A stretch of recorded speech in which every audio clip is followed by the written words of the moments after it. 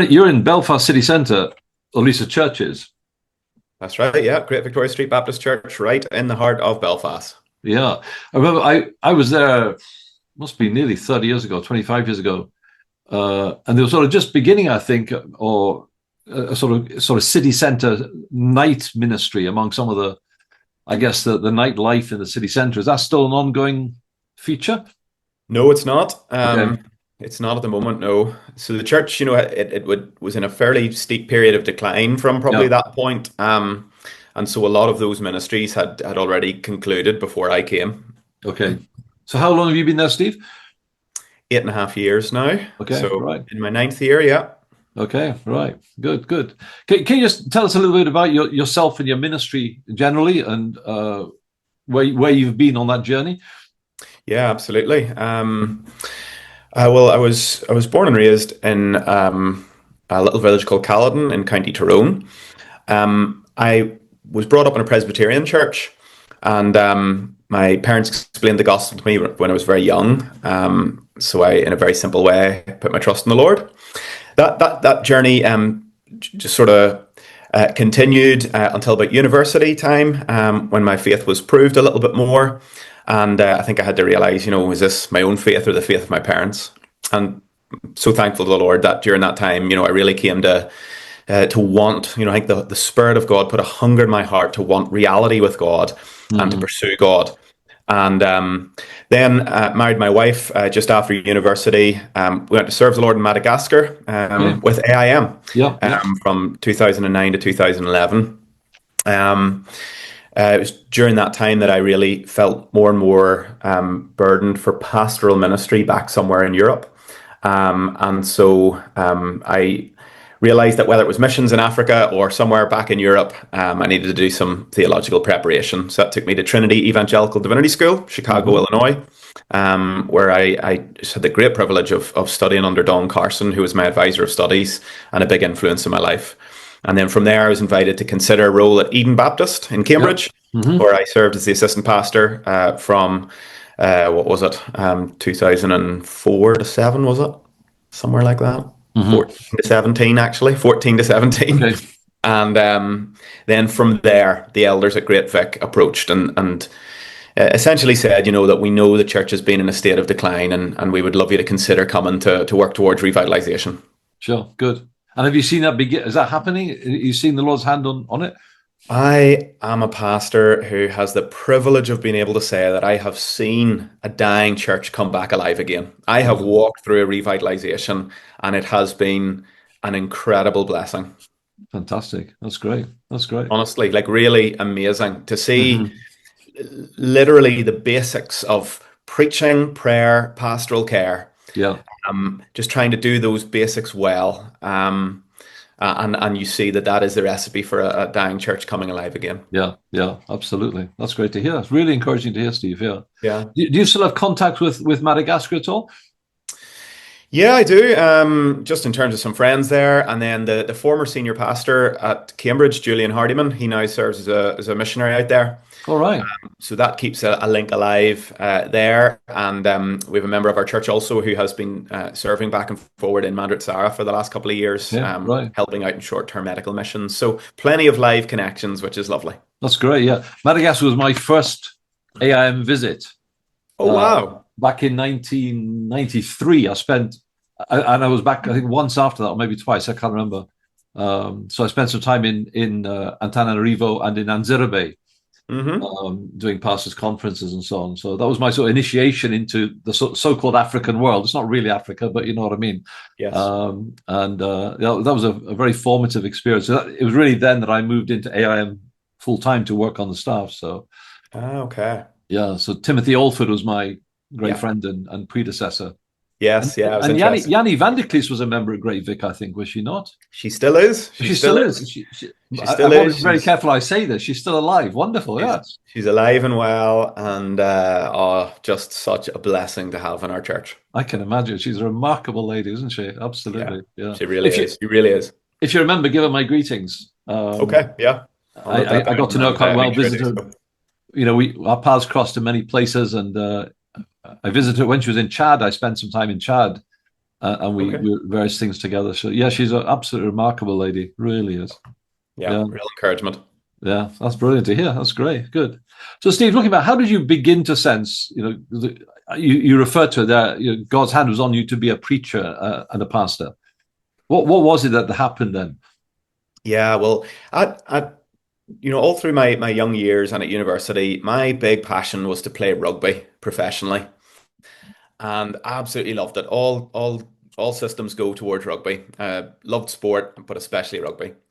And so because of that, and because of the sort of level at which I was playing, it was all consuming. Mhm. There was little time for much else. In some ways, university was my ticket to be able to play rugby. Okay. Um, but for about 9 months, I got injured and had to step out. And during that time, I was asked to lead a Bible study for students in Belfast. And we just did that in our house. And it was kind of my first taste of sitting with the Bible open and being in that place where I was kind of trying to help people understand what it meant and asking questions so that we could understand the meaning of the text and how it applies to our lives.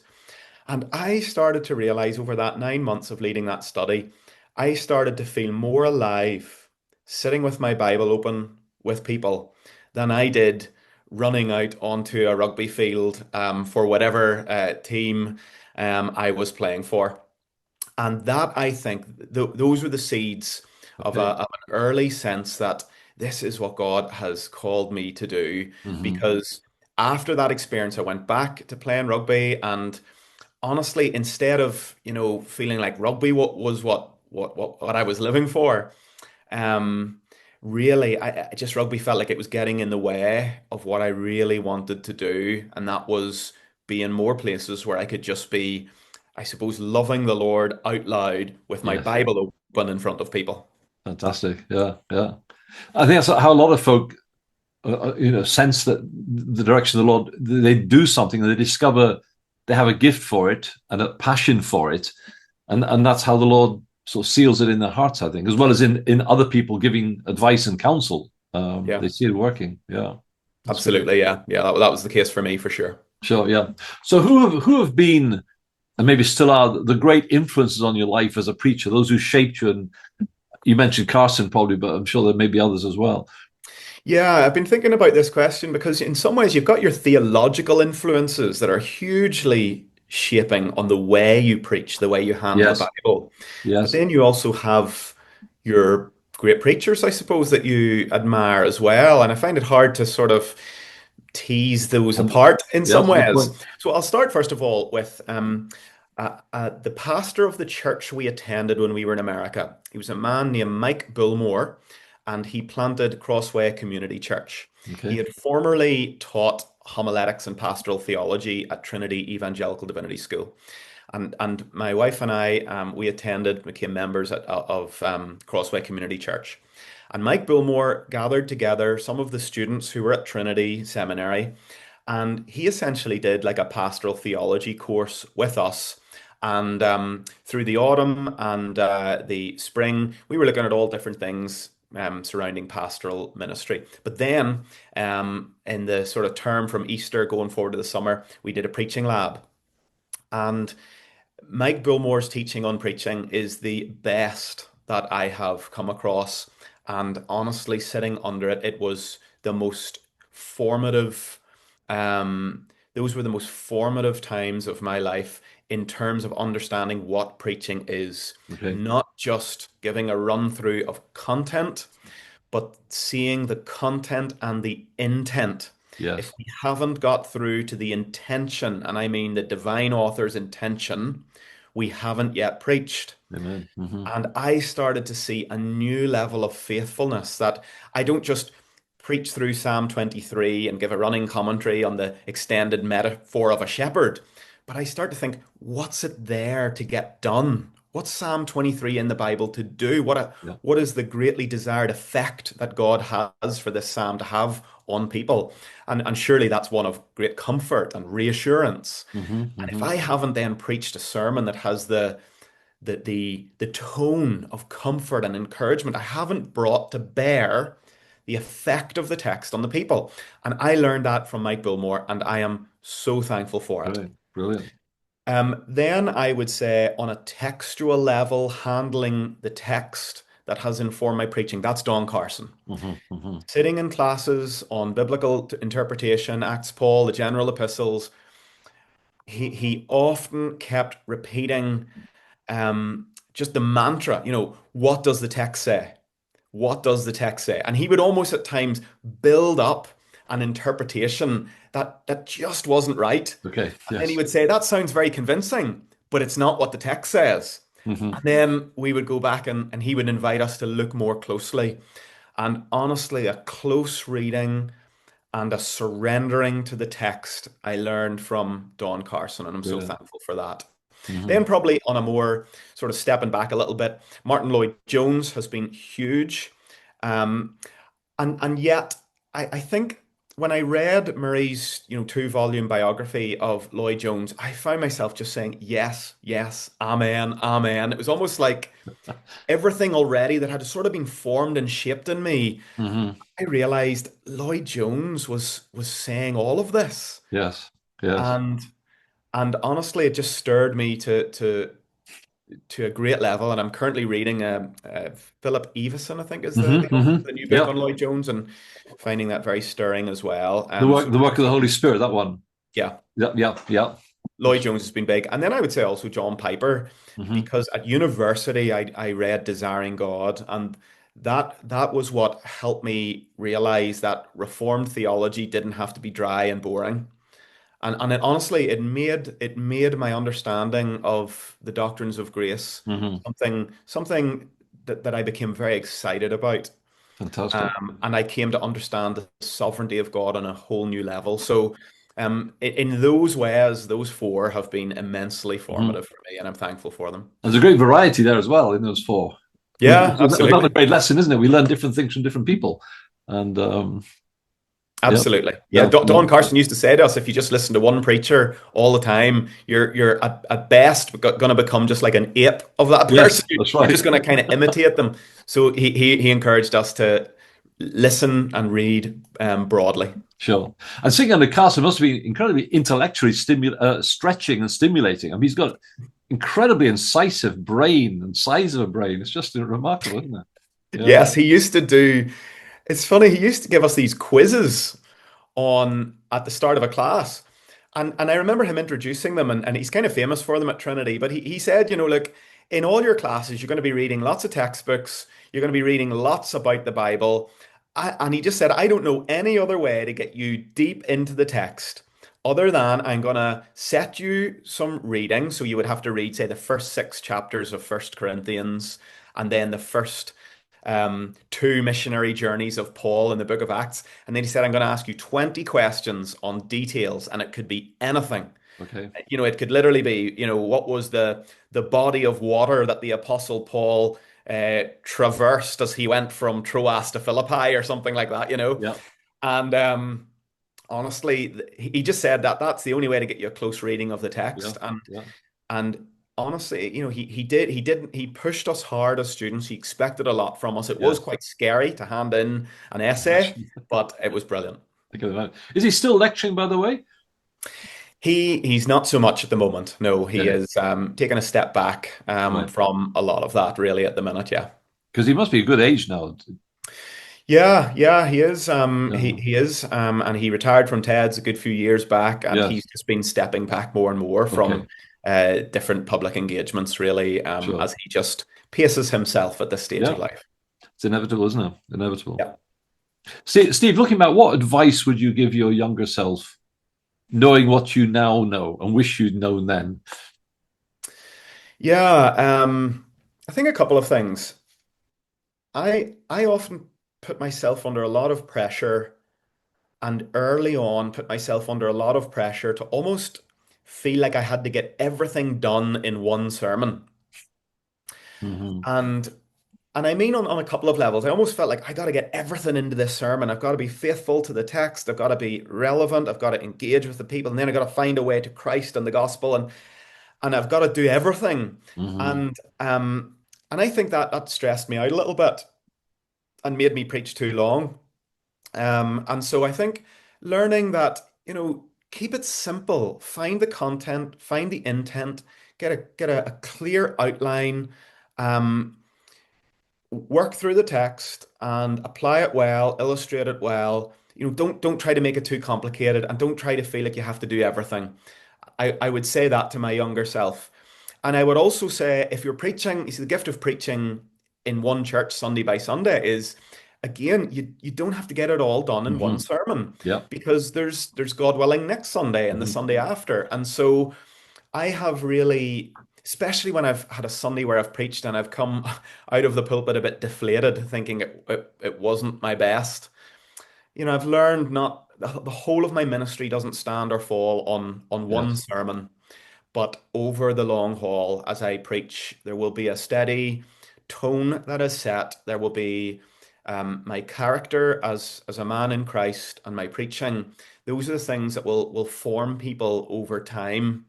And and so I think, don't put everything on just Mm. one Sunday.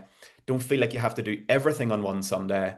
Um, be faithful. Try to preach simpler sermons that aren't too complex. And over the long haul, if you're feeding people faithfully the content and the intent of the passages, people will grow. People will Hmm. grow. Don't Yeah. panic. Yeah. That's very wise. Very wise. Thank you. Yeah. Mm. As you look at the state of preaching in general, what encourages you, and where do you see some of the weak points that need maybe some attention? Yeah, yeah. I suppose I feel sort of humble as I approach this question because Mm. I'm one who is probably learning a lot all the time and don't know if I see myself as the person able to make too much of a comment. However, I will share that I had a sabbatical after 7 years at Great Vic. And one of the things I intentionally did during my sabbatical was I went to different churches in and around our own church, Great Victoria Hmm. Street Baptist Church in Belfast, because I wanted to see if people come along to us and maybe they don't fit for say a doctrinal reason, they don't necessarily fit into a Baptist church. I want to see where's a good Presbyterian Hmm. church where I could Hmm. recommend them, that they Yeah. would go. So I visited about 6 or 7 different churches, and I was really encouraged because the different often it was there were different people preaching, maybe not necessarily the main preaching pastor, but everyone I heard, you could tell that they have been trained homiletically, as in Hmm. they know what they're trying to do. Yeah. They're trying to be faithful with the text. They have a good outline. They're trying to apply it and illustrate it well. And I was really seeing some younger people and some people. There was one church I attended where someone was preaching for the first time, and I came away just thinking, "Wow, well done! You have just been so faithful. That has been encouraging." Great. So I came away from my sabbatical time thinking, I am definitely seeing better trained preachers, Hmm. and I am really encouraged. Mm. I'm not seeing as much as they just take a text out of context and Yes. then make it mean whatever you think it means. Sure. Yeah. There doesn't seem to be just as much as that in the circles that I've been in here in Belfast. Hmm. Hmm. I was really encouraged by that. But the one thing I felt was a little lacking was a sense of the supernatural moment or element in preaching. Okay. And I'm not going too crazy charismatic here. What I mean is essentially that the absolute desire for, uh, unction, Hmm. that old word, that we're not just trying to not make mistakes. We're not just trying to, I just want to be faithful. I've got a really good, I know I need a hook, an introduction. I need a clear proposition. I need a clear outline. It feels like people have got that. Yes. Yes. But I felt there was lacking that experiential level, that Hmm. desperation for the Spirit of God to, like a lifeless glove sits on a table when the Spirit of God is like the hand inserted into the glove and it becomes alive. Yeah. I felt I don't feel that utter desperation, that longing, that need for the Mm. Spirit to enter in and bring life. Mm. Um, Lloyd Jones said that if you're just a man in a pulpit with notes, all you're doing is reading notes. But if you're a man who is desperate for the Spirit to grant you power in preaching, Yes. then those notes will become alive, and the preaching moment becomes a very unique Yeah. moment. Yeah. And so I have been a little concerned that um, there has been more teaching on homiletics, but the side of unction, the Yeah. supernatural need for the Spirit of God to bring life, the level of expectation Hmm.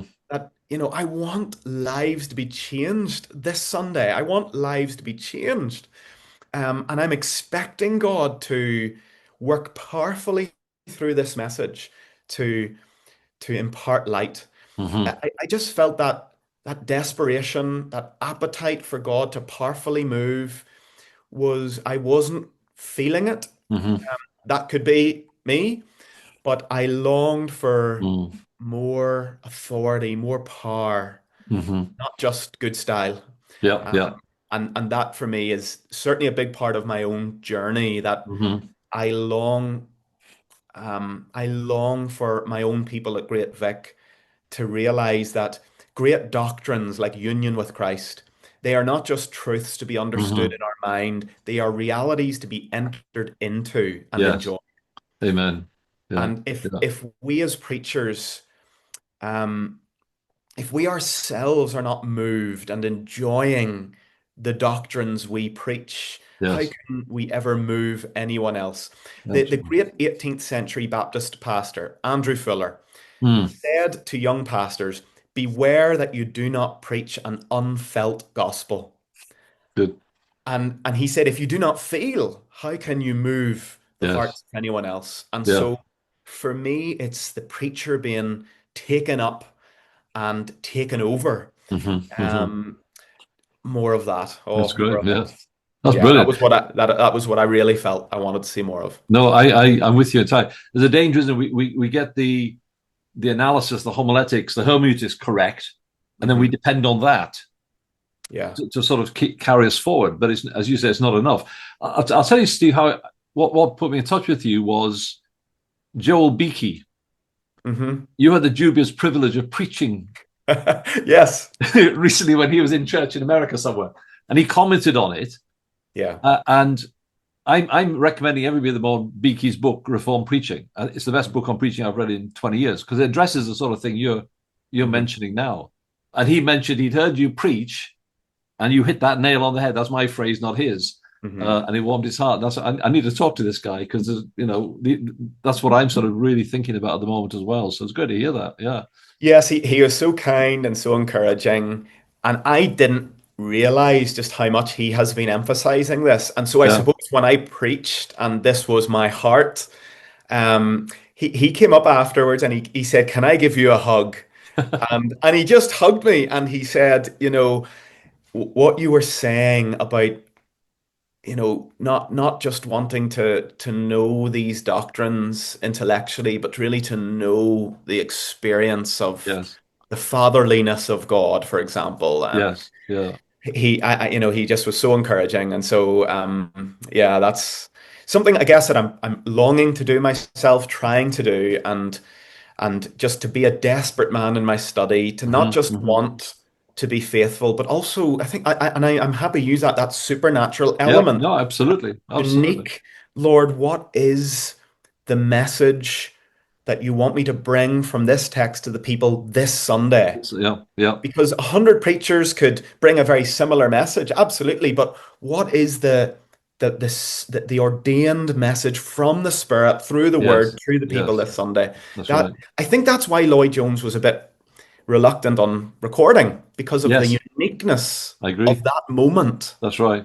That's right. It's a He danger. didn't think it could be replicated, and neither do I. No, Although I'd be a bit more relaxed. I think we can draw great benefit from listening to sure. recorded preaching, but Yeah. it's not the same as It's no being there substitute. with the people of God. Yeah. That's right. And I think it's important for us as preachers. I had this conversation with two or three people recently.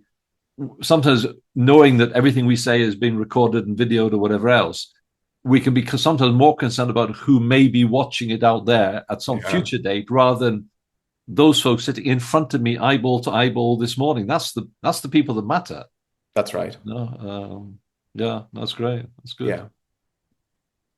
In the whole package of preaching, study, preparation, delivery, the lot, what do you find the most challenging, the most demanding? Yeah, it's a really good question. I think it's got to be there's maybe sort of two. What comes to my mind immediately is the writing. Mhm. I write a full manuscript. It takes me a long time, and I find it hard to focus. I keep getting up and then I have to say, sit down in your chair, sit down, keep working. So I find writing challenging. Do you mean writing physically, Steve, or Oh, no, on my laptop. oh yeah, sorry, I just yeah, Yep. So I sit with my laptop. I've yeah, got I've got probably a couple of A4, notebooks in front yeah. of me, and I'm writing down my notes, and I have four main stages in my sermon prep. So I'm working through those. Hmm. And it's so writing comes to mind, but I think maybe before that, it's the transition between I've done my text work, I've done my supportive reading, I've worked through trying to turn that into some kind of outline. It's almost the transition from having all my study almost done Yeah. to now, how does that all get collapsed down into a message? And how do Hmm. I introduce it?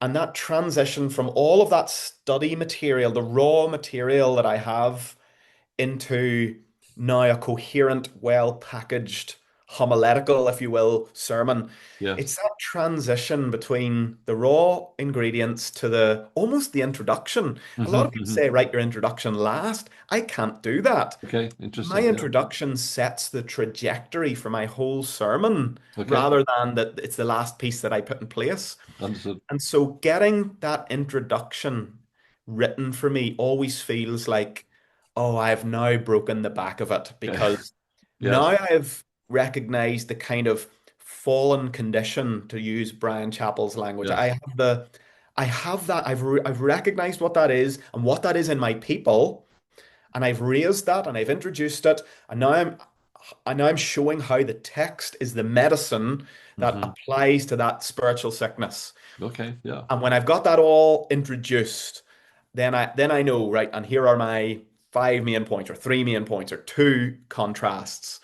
When I've transitioned from the raw ingredients to the introduction and outline, that's the baby being born in a sense. That's me having gone through labor. I understand. Yes. And when I have that outlined, then the writing is a challenge, but I think it's the transition Hmm. Hmm. between the study and then the sermon. That Right. little that was fairly big movement. Okay. So I hadn't quite thought of it in that way, but I understand your process. I understand the thought process. I'm always saying about you probably leave your introduction to last, but I understand exactly what you're saying. That's when the gates open and you now I know where I'm going. Now I know what I've got to say, what I've got to do, and then you begin to shape it. So I see that process. It Yeah. seems to be how my mind works. So Yeah, I've all the material and I'm like, right, I need to think, right, how am I starting this? yes, And where am I going? And when yes, I get that in place, great. then all's good. And if then I suddenly something happened and I wasn't able to continue my writing of my manuscript, I'd be comfortable at that Yes, point. I can get into the pulpit I'm here with you. and preach Yeah, faithfully. that's great. Thanks for sharing that, Steve. That's very helpful. Yeah. Yeah. Supposing some young guy comes to you and says, I think God may be calling me into a preaching ministry, how would you respond to that? What guidance would you give to a young guy? Yeah, there'd be two levels of advice. The first would be just walk as closely with the Lord as you can, because that's the most important thing in your preaching. Hmm. Your walk with God will add a text, a tone, a texture, a tone, a level of unction, I believe, to your preaching. Um, People will feel that off you, and that will be huge for your people. So I would be saying first, you know, walk closely with the Lord. Then a younger preacher, I would say take every opportunity you can get to Hmm. preach. Yes. No, you would want to be careful with that because I think I allowed that advice to go too far into my ministry. Okay. And I found it hard to say no because I thought, oh no, I have to keep taking everything and saying Yeah. yes. And then I was doing way too much.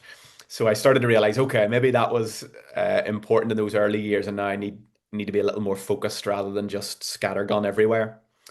So I would say take every opportunity you can get Hmm. um, to preach. Ask for someone to give you feedback, potentially. Um, and again, I would be encouraging anyone to someone said to me, I remember I started preaching when I was quite young, maybe 18 or 19. And I remember an older man said to me, about considering going to theological college. And he said, you need to learn the art of preaching. And I was almost a bit offended. I thought, I already have the art of preaching. And and then when I did later on go to seminary and Mm. learned, you know, about content and intent, I realized, oh my goodness, it's so helpful to have someone train you in the basics Hmm. of what preaching is. Yes. So I would be saying to that person, walk really closely with God, take every opportunity you can get in those early years to preach and get some feedback and get the best training you can get on Yes. how to preach. Yes. Because it might be 2 or 3 years of training. Um, and think about it, 2 or 3 years for potentially what, 30 years of preaching? Yeah. That is a worthy investment. Absolutely. And it Yeah. is just wise to get the building blocks in place so that you'll preach well. Yes. And again, I I had to learn that myself by going through it because I thought I already knew Hmm. enough. Yes. And you don't have to go to seminary to be an accomplished Bible teacher or preacher. Again, Lloyd Jones is testament to Uh, that. Yeah. But but it can help immensely. Yes. I'm just so thankful. Any other profession, you get training to go into it. And so you can learn a lot through good Yes. training. And Absolutely. then keep training, keep reading books on preaching, aim to read a Yeah. book a year on preaching and keep developing because your preaching will be, along with your character, these will be the most important things in your ministry. Yeah. Yeah. That's great. That's helpful. Steve, it's been a real joy to talk to you. Thank you so much for taking time. Yeah, it's a pleasure. Um, Thank you. and I do trust the Lord will continue to bless that work there at Great Vic. Thank you. And Yeah, thank look you. forward to hearing great things of what's going on there. Yeah, thanks very much. I appreciate it. And I do appreciate you inviting me to share some of these considerations and thoughts. Not at all. It's a joy. Lord bless you, my brother. Thank you very much, John. You Okay. too. God Bye. bless. Bye-bye. Bye.